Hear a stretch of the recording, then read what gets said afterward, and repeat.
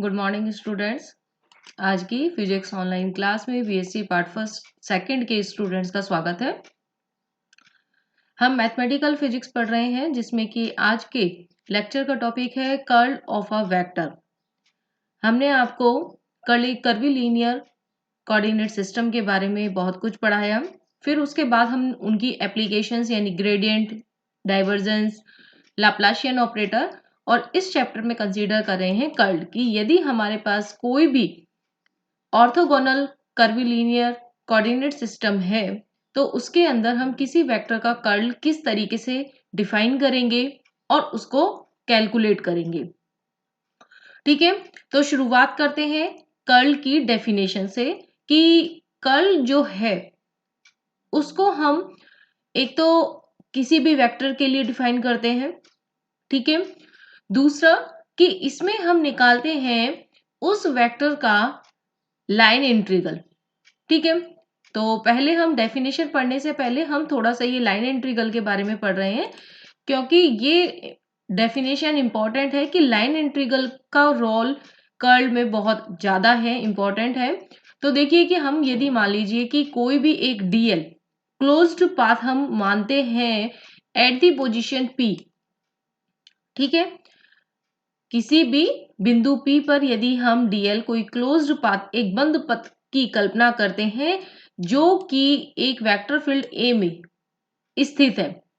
ठीक है, तो उसका जो लाइन इंटीग्रल है वेक्टर का वो क्या हो जाएगा उस क्लोज्ड पाथ के लिए जिसको हम गामा से रिप्रेजेंट कर रहे हैं is equal to the integral close integral A.dl। ठीक है, लाइन इंटीग्रल की हम डेफिनेशन पहले पढ़ चुके हैं। तो ये जो लाइन इंटीग्रल हमने निकाला है along the closed path that is called the circulation.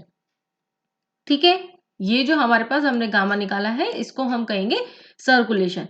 तो अब ये हमारे पास निकलने के बाद अब कर्ल की डेफिनेशन क्या होती है कि यदि हम एक ऐसा पथ चूज करें, एक ऐसा क्लोज्ड पाथ चूज करें जिस पर कि इस सर्कुलेशन की वैल्यू जो है वो मैक्सिमम हो।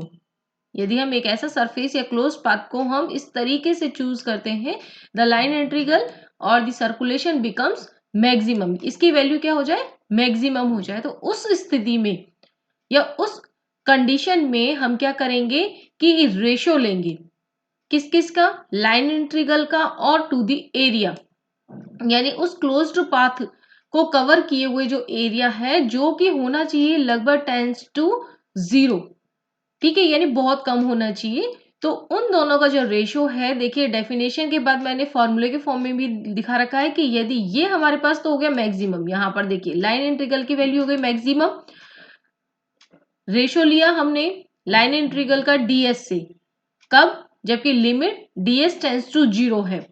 तो ये जो है ratio that is equal to the magnitude of the curl of the vector field at the position of the area element. तो ये है मैग्नीट्यूड कि कर्ल का मैग्नीट्यूड जो है वो तो हम इस तरीके से निकालेंगे इक्वेशन नंबर 1 के द्वारा। अब बात आती है इसकी डायरेक्शन की, क्योंकि कर्ल जो है वो एक वेक्टर क्वांटिटी होता है जब भी हम निकालते हैं, तो इसकी जो डायरेक्शन होती है वो जो हमने क्लोज्ड पाथ को कवर किए हुए जो सरफेस ली थी उसके परपेंडिकुलर इसकी डायरेक्शन होती है। तो डायरेक्शन कहाँ हो गई इसकी, is the perpendicular to the plane which contains the area element, जिसके अंदर वो एरिया एलिमेंट हमने लिया था with the maximum circulation around the closed path. तो जो हमने बंद पथ लिया था जिसके लिए सर्कुलेशन की वैल्यू मैक्सिमम हमने ली थी, तो वो जो एरिया एलिमेंट है उसके परपेंडिकुलर डायरेक्शन में होगा। यदि हम यूनिट वेक्टर है वो एन कैप मानते हैं जो कि नॉर्मल होगा उस सरफेस के, तो हमारे पास कर्ल का मैग्नीट्यूड यहां से आ गया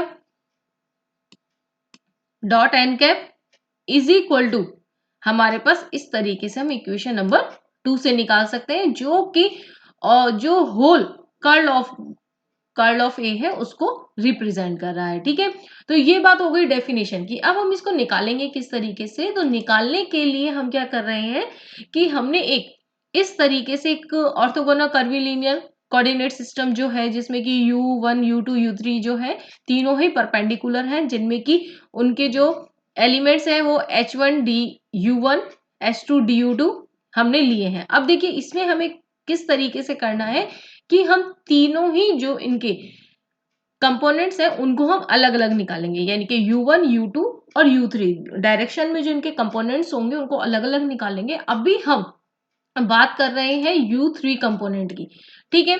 अब U3 कंपोनेंट ऑब्वियस हमें पता है कि जैसे हमने अभी पढ़ा कि कर्ल की जो डेफिनेशन और उसकी डायरेक्शन होती है वो हमेशा ही उस सरफेस के परपेंडिकुलर होती है। तो यानी U3 कंपोनेंट की हम बात कर रहे हैं तो जो सरफेस एरिया है वो हमें कहाँ लेना होगा, वो U1 और U2 के में सरफेस पर लेना होगा, ठीक है। तो यहां पर हमने मान लिया, अब एक हमने इस तरीके से एक एरिया एलिमेंट ले लिया O, L, M और N, जिनमें कि इनकी डायरेक्शंस आपको दिखाई दे रही है। सर्कुलेशन है तो ऑब्वियस है क्लोज्ड पाथ करने के लिए हमने इनको डायरेक्शन जो है इस तरीके से ली है, और डिस्टेंस जो हमारे पास है that is the H1 DU1 at the U1 and S2 DU2 on the U2, ठीक है। तो ये हमारे पास लाइन एलिमेंट्स है जो कि हम कैलकुलेट, जो लाइन एलिमेंट कैलकुलेट करेंगे तब हम इनकी वैल्यू रखेंगे, ठीक है। तो अब हम शुरू करते हैं कि U3 को निकालेंगे कैसे। तो उससे पहले हमारे पास क्या होना चाहिए कि वेक्टर ए के भी कंपोनेंट हमें पता होने चाहिए कि U1 डायरेक्शन में है A1, U2 डायरेक्शन में है A2 और U3 डायरेक्शन में है हमारे पास A3, ठीक है। तो अब हम यहां पर देखिए कि अब हमने अभी भी बताया आपको कि इसमें क्या है कि कंपोनेंट जो है वेक्टर का वो U1 डायरेक्शन में है A1। तो इसका मतलब क्या होगा कि यहां से जब हम यहां पर जाएंगे यानी O से L पर जाएंगे तो कितनी डिस्टेंस कवर करनी हो रही है, H1DU1, ठीक है। तो लाइन इंटीग्रल की वैल्यू हम निकालेंगे तो हमारे पास सिंपली हो जाएगा A1 इस डायरेक्शन में इसकी वैल्यू है और H1DU1, ठीक है। अब इसके बाद क्या है कि हम निकालेंगे एल एम के लिए, ठीक है।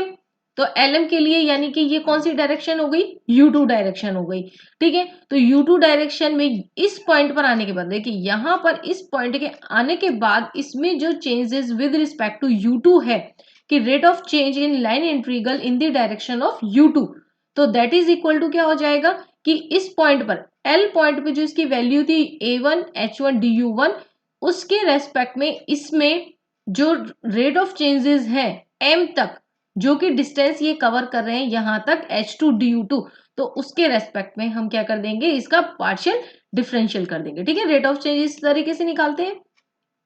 तो इसके बाद जो थर्ड यानी कि सेकंड था हमारे पास कि L2M, ठीक है। तो L2M M2N, तो M2N में क्या हो जाएगा हमारे पास कि इसकी जो वैल्यू है देखिए, अब जो यहां पर M2M हम निकालेंगे, ये तो हमने निकाला O2L। अब M2N जब हम निकालेंगे तो उसमें इसकी वैल्यू क्या हो जाएगी कि यहां पर इसकी वैल्यू जो थी, ठीक है, उससे ये धीरे धीरे कम होती जा रही है, ठीक है। तो कम होने की वजह से क्या होगा हमारे पास माइनस, एक तो डायरेक्शन उसकी अपोजिट थी तो इसकी वजह से हमारे पास हो गया ये L या M पॉइंट पर उसकी वैल्यू है, और इसके साथ ही ये हो गया हमारे पास चेंजेस कि उसमें चेंज कितना हो रहा है, ठीक है। इसके बाद हम निकाल रहे हैं N2O। तो N2O में क्या है, सीधे सीधे हमारे पास वही डायरेक्शन जो हमने यहां पर निकाला था तो इस पर निकाल लेंगे। इसमें क्या होगा कि केवल एक सिंपली माइनस आ जाएगा भाई, यहां से लेके यहां तक में हम जब निकाल रहे हैं तो इसमें सिर्फ हमारे पास क्या होगा माइनस साइन आ जाएगा, और A2 यहां पर U2 डायरेक्शन में जो है वो है A2 इसका, ठीक है। तो A2DU2 H2DU2, ठीक है। U2 डायरेक्शन यानी ये जो N2O जो हो रही है ये है U2 डायरेक्शन है, तो इसीलिए इसका जो कंपोनेंट है A का वो है A2, ठीक है। अब ये जो हमारे पास है ये वाला जो निकला है हमारे पास N2O वाला, तो इसके बाद क्या है कि rate of change along the direction U1 क्या हो जाएगी इसमें कि सिंपली इसका हमने इंटीग्रल ले लिया, ठीक है। अब ये हमने जो रेट ऑफ चेंज किस लिए निकाला है L2M के लिए। देखिए यहां पर कंफ्यूज होने की जरूरत नहीं है, जब हमने पहले O2L लिया उसके बाद हमने M2N लिया, क्योंकि ये दोनों जो डायरेक्शन थी देखिए यहाँ पर ये दोनों जो एक्सिस थी ये U1 थी, तो इसलिए हमने पहले इनको निकाला है, उसके बाद हम निकाल रहे हैं इनको। तो इस N2O को हमने निकाल चुके हैं, अब हम किसको निकालेंगे, L2M को, क्योंकि यहाँ पर U2 डायरेक्शन है और यहाँ पर जो रेट ऑफ चेंज है वो भी हमें U2 में ही देखना है, ठीक है।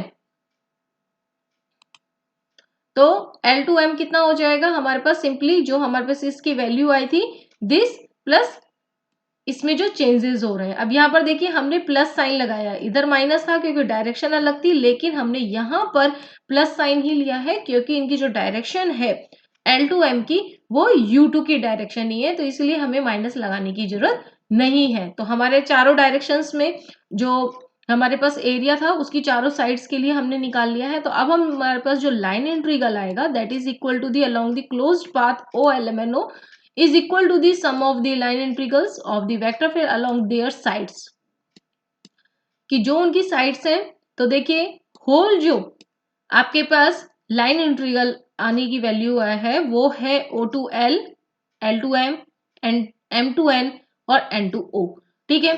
सभी की वैल्यूज हम निकाल चुके हैं और यहाँ पर रख देते हैं। तो देखिए यहाँ पर क्या होगा कि हमारे पास ये जो दोनों वैल्यूज हैं ये तो हो जाएंगी कैंसिल आउट, ठीक है ना, क्योंकि यहाँ पर ये प्लस है, इधर ये माइनस है, इधर ये प्लस है तो ये माइनस है, ठीक है। ये कैंसिल आउट हो जाएंगी, केवल हमारे पास ये बीच वाली टर्म्स रह जाएंगी। एक तो ये टर्म है और एक हमारे पास ये वाली टर्म है, तो ये दोनों टर्म्स हमारे पास रह जाएंगी। तो इसके बाद हमारे पास क्या होगा कि U1, U2, U3 जो है वो इंडिपेंडेंट है, तो जिसकी वजह से क्या होगा कि उनमें आपस में डिफरेंशियल नहीं होगा। जैसे कि हमारे पास जो टर्म थी ना ये वाली ऊपर वाली, तो ऊपर वाली में क्या होगा कि इसमें जैसे ये जो हमारे पास टर्म है तो इनमें दोनों ही है, सेम ही है, तो यहाँ पर U2 हमारे पास आ रहा है। अब U2 को डिफरेंशियल जो है वो U1 के कंपैरेटिव हम नहीं करेंगे क्योंकि ये दोनों क्या है एक दूसरे के इंडिपेंडेंट है, यानी कि किसी भी तरीके की डिपेंडेंसी नहीं है। इंटीग्रल वो डिफरेंशियल आप करोगे तो वो 0 हो जाएगा। तो हमारे पास जो टर्म आ जाती है वो इस तरीके से आ जाती है कि del A2 H2 upon del U1 minus del A1 H1 over del U2 into में DU1 DU2। तो इक्वेशन नंबर 3 हो गई। अब कर्ल की जो हमारे पास डेफिनेशन थी उसके अकॉर्डिंग क्या है, अब कर्ल की डेफिनेशन को हम यूज करें, ये हमारे पास अभी लिखना है लाइन इंटीग्रल, ठीक है। तो इसके बाद हमारे पास U3 कंपोनेंट क्या हो जाएगा उसका, यहां पर उसमें हम यूनिट वेक्टर लगा लेते हैं along the U3 that is equal to the E3। U3 curve में जो उसका लाइन यूनिट वेक्टर है वो हम 2 लेक्चर से हम मानते हुए आ रहे हैं, तो उसमें E1 E2 E3 लेते हैं, तो U3 के अलोंग हो गया E3। तो E3 हमारे पास यूनिट वेक्टर है, उसकी जो डेफिनेशन है ऑब्वियस है कि DS की हमारे पास अब की बार सरफेस एरिया जो DS है उसका सरफेस एरिया कितना है H1 H2 DU1 DU2 that is must be tends to 0, और यहां से हो गया उसकी डेफिनेशन, ठीक है। अब हमने सब कुछ चीजें निकाल ली थी, तो हमारे पास जो यहाँ पर देखिए इक्वेशन नंबर 3 में जो वैल्यूज आई हुई हैं उसके आधार पर हमारे पास DU1 और DU2 भी कैंसिल आउट हो गए और केवल H1 H2 नीचे रह गए हैं। तो इक्वेशन नंबर 3। अब इस इक्वेशन नंबर जो 4th है जो हमारे पास निकली है U3 कंपोनेंट, तो उसी के सिमिलरली हम U1 कंपोनेंट इसी की सिमिलरिटी को देखते हुए और U2 कंपोनेंट जो है उनको निकाल लेते हैं, जो इक्वेशन नंबर 5 और 6 से हमने आपको बता दिया है, ठीक है। अब कर्ल जो होगा, फाइनल जो कर्ल है ऑब्वियस है कि वो तीनों ही कंपोनेंट्स उसमें होंगे, एड अप कर देंगे। तो तीनों कंपोनेंट्स को देखिए हमने एड अप कर दिया और उसके बाद फिर जो E1 E2 और E3 वाली जो वैल्यूज थी उनको हमने अलग अलग कॉमन ले लिया है। जैसे यहां पर देखिए E1, तो E1 में क्या है कि हमने क्या किया कि H1 कॉमन लिया, तो यहाँ पर H1 हो गया और इनको हमने एक साथ रख दिया। फिर इस तरीके से हमने 1/H1 H2 H3 को कॉमन ले लिया है और हमारे पास जो वैल्यूज आई हैं, तो इसको देखिए कि ये जो लगभग हमारे पास है ये मैट्रिक्स फॉर्म में हम इन्हें लिख सकते हैं। तो मैट्रिक्स फॉर्म में सिंपल तरीका है कि curl of A that is equal to the this value that is shows by the equation number 8। अब यहां पर बात आती है कि ये आपने समझ तो लिया, ठीक है, जब तक आप अपने हाथ से नहीं करेंगे, अब जैसे मैं आपको ये पढ़ा रही हूँ, तो आप एक बार अपने हाथ से यहाँ तक इसे करके देखें कि क्या हमारी वैल्यूज, क्योंकि हो सकता है कि आप U1, U2, U3 यानी कि जो ये हमने सबस्क्रिप्ट्स लगाए हुए हैं, जो कि केवल U1, U2, U3 में नहीं आ रहे, A1, A2, A3, E1, E2, E3 and H1, H2, S3, तो हमारे पास 4 टर्म्स हो जाती हैं जो कि सबस्क्रिप्ट में आ रही हैं। तो आपको इन चीजों के लिए पता होना चाहिए कि कहाँ पर क्या आएगा। वो तभी पता लग सकता है जब आप अपने हाथ से यहाँ तक करके देखेंगे। ठीक है, लेंथी डेरिवेशन है, तो आप अगर पेशेंसली करके देख लेंगे और जैसा मैं आपको समझा रही हूँ, एक एक पॉइंट मैंने आपको समझाया है, तो उस आधार पे आप करके देखेंगे तो आई थिंक आपको कहीं पे भी कोई प्रॉब्लम नहीं होगी। अब इसी को ही कंटिन्यू करते हुए हमारे पास नेक्स्ट जो है कि जो कर्ल हमने अभी अभी निकाला है, उसको यदि हम डेल क्रॉस ए यानी कि डेल ऑपरेटर और वेक्टर ए को यदि हम क्रॉस प्रोडक्ट करते हैं, तो क्या उससे हमारे पास कर्ल ऑफ ए का कोई रिलेशन निकलता है? ठीक है, तो कर्ल ऑफ ए तो हमने निकाल लिया, अब हमें क्या निकालना है, इसका मतलब डेल क्रॉस ए। ठीक है, तो ए की वैल्यू हमें पता है कि vector A is equal to E1 A1 E2 A2 plus E3 A3, और डेल ऑपरेटर को जब हम इससे क्रॉस प्रोडक्ट करेंगे तो यहां पर सिंपली हमने लिख दिया और फिर उसके बाद उनको हम अलग अलग सेपरेट कर लिया। अब हम क्या करेंगे कि यहाँ पर इनकी जो वैल्यूज है उनको सेपरेटली ही हम सॉल्व करेंगे। तो फर्स्ट जो हमारी टर्म यहाँ पर है कि डेल क्रॉस E1 A1, इसको सॉल्व करते हैं। तो यहां से देखिए हमारे पास जो E1 की वैल्यू थी, जो कि हमने पिछले अपने लेक्चर्स में निकाली हुई है, ठीक है, डाइवर्जेंस वाला जो हमारा लेक्चर था उसमें मैंने ये वैल्यूज आपको निकाल के बताया था, तो हम वहीं से इनको उठा रहे हैं और E1 की वैल्यू हमने वहां निकाली थी H1 डेल U1, तो इसको हम यहाँ रख देते हैं।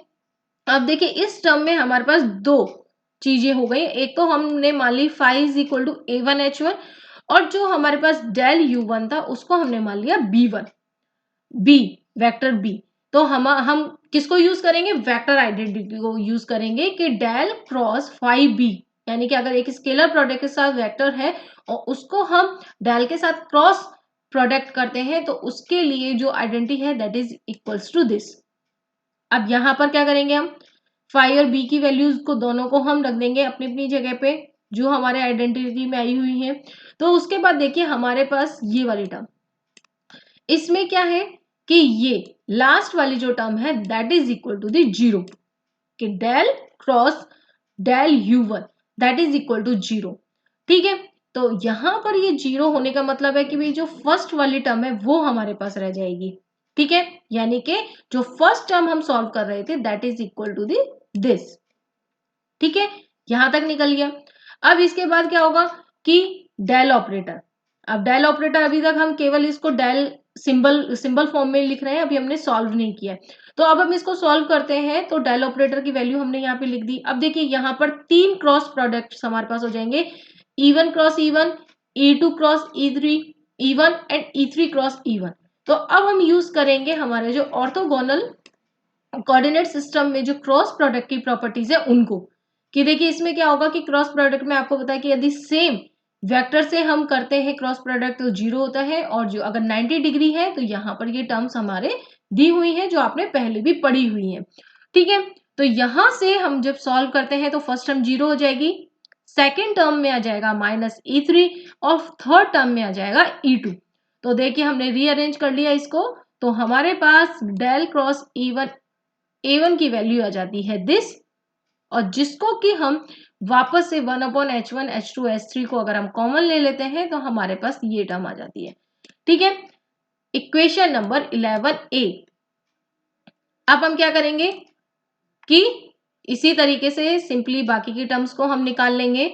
तो टर्म्स को, ये सेकंड कंपोनेंट था जो कि हमने 11B के द्वारा दिखा दिया, थर्ड कंपोनेंट जो है उसको हमने 11C के द्वारा दिखा दिया। अब तीनों को हमने क्या कर दिया, उनको हमने उन वैल्यूज में रख दिया, और जो डेल क्रॉस ए की वैल्यू है that is given by the equation number 12, और जिसको वापस हमने किस में लिख दिया है, मैट्रिक्स फॉर्म में लिख दिया है, और जो कि डेल क्रॉस ए की वैल्यू जो है वो इस तरीके से अब दोनों इक्वेशंस को अगर हम कंपेयर करें, इक्वेशन नंबर 8 और 13 को, तो हमें क्या मिलता है कि curl of A that is equals to del cross A. ठीक है, तो यहाँ पे हमारा ये डेरिवेशन भी कंप्लीट हो जाता है। अब प्लीज आप अपने एक बार अपने हाथ से जरूर इन्हें करके देखें। कोई भी प्रॉब्लम आती है तो आप मुझे व्हाट्सएप पे कांटेक्ट कर सकते हैं। So thank you so much and keep watching for the video and keep study.